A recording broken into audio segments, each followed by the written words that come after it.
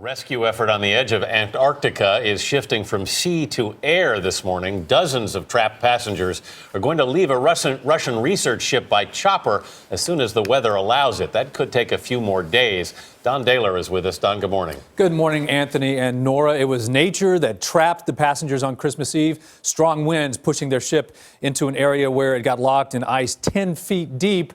And it's nature that's keeping them there into the new year, a storm that's preventing a possible rescue by helicopter.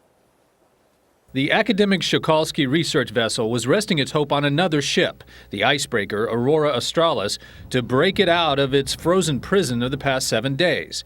But lead scientist Chris Turney got some bad news just minutes before we reached him via Skype. We've just heard that the Australian icebreaker, the Aurora, just can't get through. We've just heard that from the captain. So we are going to be helicoptered out. The helicopter would come from a Chinese ship waiting nearby.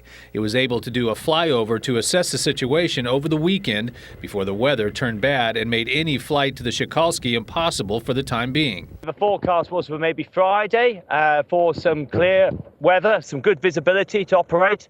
That's now been pulled forward to Thursday. When the weather does clear, the passengers will be airlifted out. The Russian crew will stay with the ship until an icebreaker is eventually able to break through and reach the Shikalsky.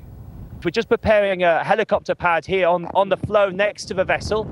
And when we get the call, the Chinese will fly their helicopter over, land, but keep the engines turning over. We'll get the first 16 passengers in. So that's the plan. We'll do that 4 times. Right now, passengers are packing up, waiting for that fateful call. Everything must be ready to go as soon as possible, but in the meantime, it's a lot of waiting here. We've got some snow falling. For Chris Turney, there's another reason this experience is one he'll always remember.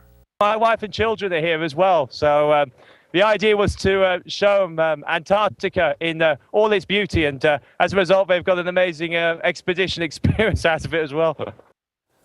But there are reports this morning that the Chinese vessel is now stuck. That means that a helicopter rescue is not possible, which means they have to wait for a U.S. Coast Guard vessel, an icebreaker, the Polar Star, to reach them. Anthony and Nora, that will take 10 days.